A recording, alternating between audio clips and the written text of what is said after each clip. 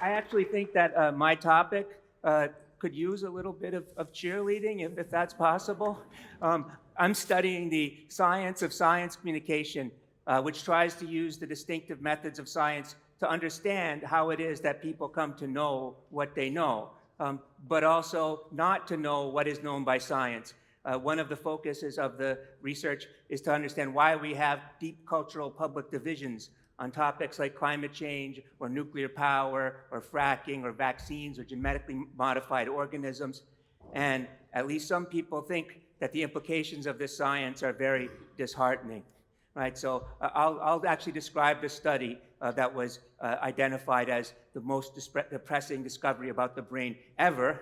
You can see whether you agree that the implications of it are that bleak. But that after I present that research, I'm going to present something that's much more hopeful and that I think can give us confidence, a confidence that pluralistic democracies can find the way to unite their diverse citizens in recognition of the science that's most essential to their welfare. Right, so we start with the depressing study. In this study, my collaborators and I wanted to understand the relationship between motivated cognition and numeracy. And maybe you know what motivated cognition is. That refers to the tendency of people to selectively credit and discredit evidence in a way that actually pursues some goal other than the truth of the matter. And if the goal that's driving their cognition is to believe things that are congenial to their political ideology, then we can call that politically motivated cognition. And numeracy is a kind of reasoning capacity. It's not so much the capacity to use complicated mathematics, but really to reason well about quantitative information and to draw appropriate inferences from data. Drawing appropriate inferences from data was the focus of this study. We told our experimental subjects, or half of them, that scientists had come up with a new rash skin cream treatment. And this, of course, is a cause for celebration. But as you know, sometimes rashes will go away by themselves. Other times, people will have adverse effects to them. Their skin will fall off or something like this. So you need to do some kind of experiment on the risks and benefits of the treatment, the skin cream, before you market it to the public.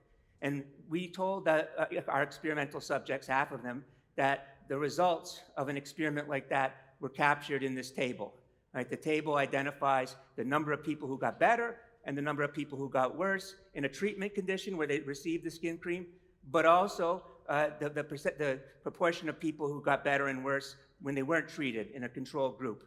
Right? Now, I'm sure that you're noticing right away that when the information in the table is presented this way, it actually supports the conclusion that people got worse. Right? But this is a very hard kind of problem for people in the general public to figure out. They usually use one of two heuristics, both of which get the wrong answer. The first thing they do is they compare the number of people who got better to the number who got worse in the treatment condition. 223 people got better, only 75 got worse, so it works, right?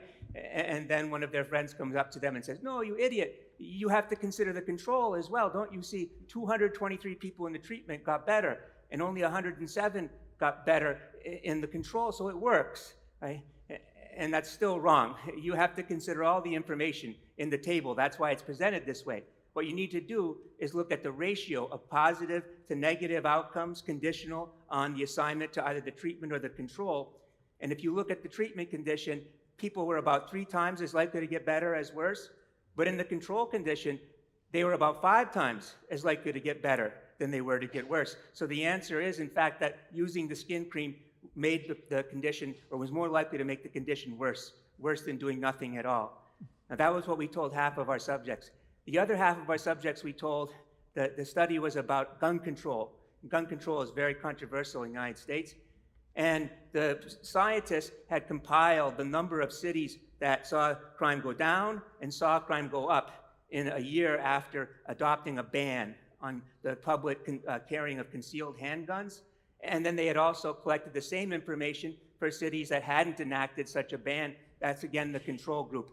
And again, we asked the subjects in the experiment, what inference should be drawn from this data? In fact, the data you probably see is exactly the same as what we had in the skin cream condition, right?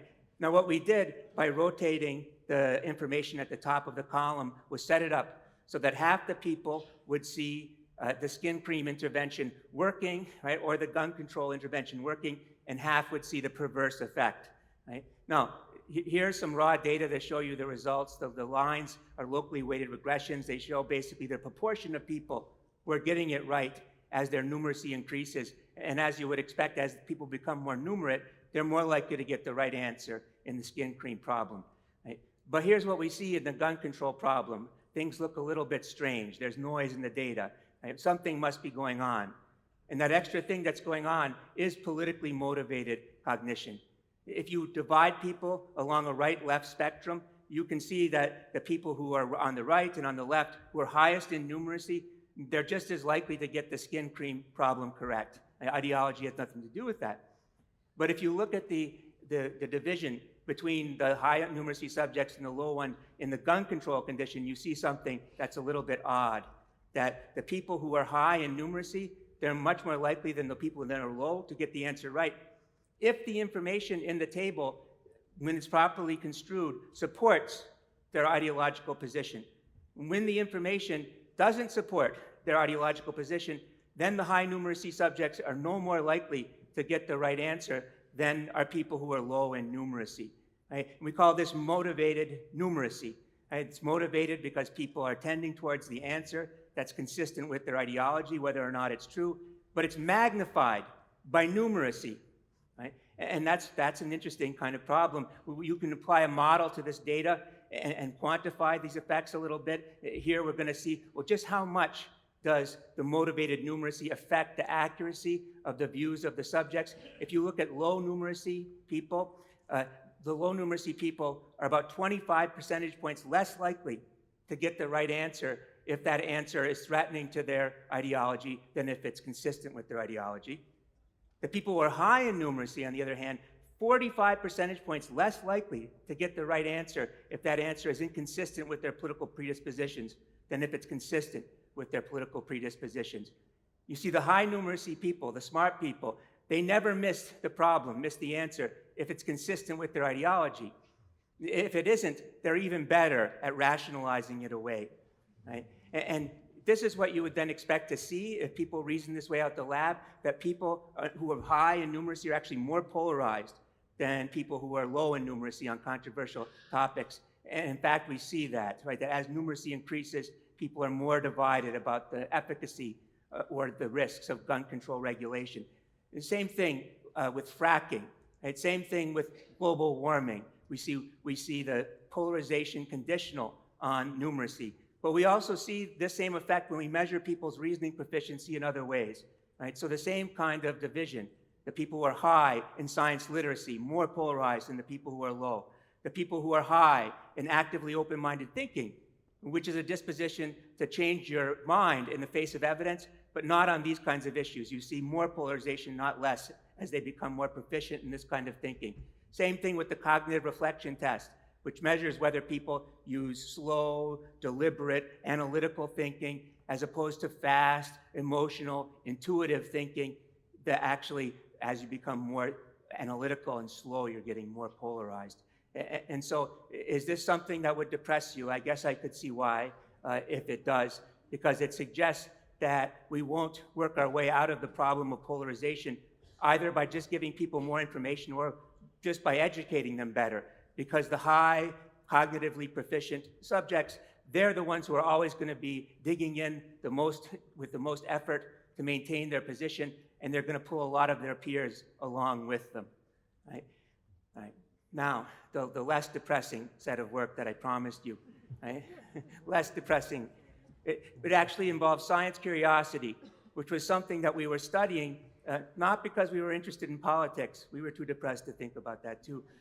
But because we wanted to see if the methods of the science of science communication, empirical methods, could be used to improve the craft of science documentary producers and other people who generate science information for people who just consume it for the pleasure of it.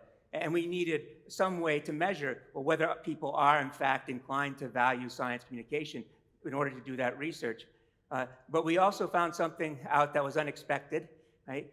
In one of the studies, we included a set of risks that generally are productive of social polarization.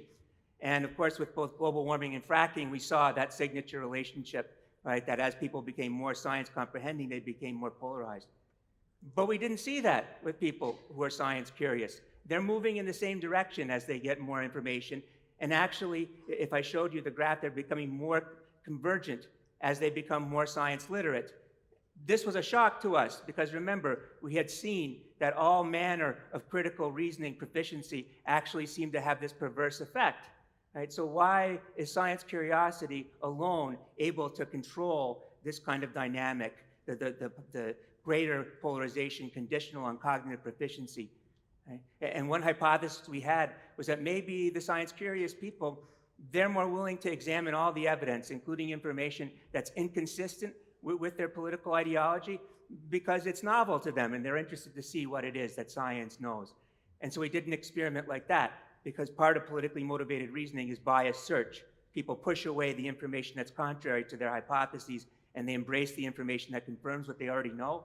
And that's exactly what we saw in people who are relatively incurious, right? People who are left-wing, liberal on climate change, very unlikely to look at any information that's contrary to their view. Only 24% of them wanted to see information that was contrary to their existing view. But among the science-curious people, 68%, they wanted to see this novel evidence. What's going on with this?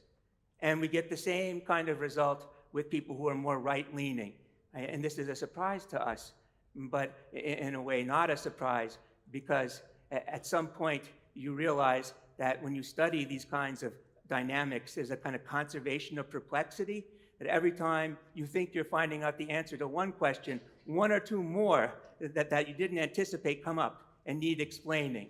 Right? And so now the phenomenon of science curiosity, it needs explaining. Right? It's something about which we can be much more upbeat, but it's still mysterious. How exactly does this work? Right? And so I've shown you how a new research program has emerged from the less optimistic materials we began with, and now we're looking at this. And now my project is really to study people like you, because after all, you wouldn't be here if you weren't curious about science. So thank you very much.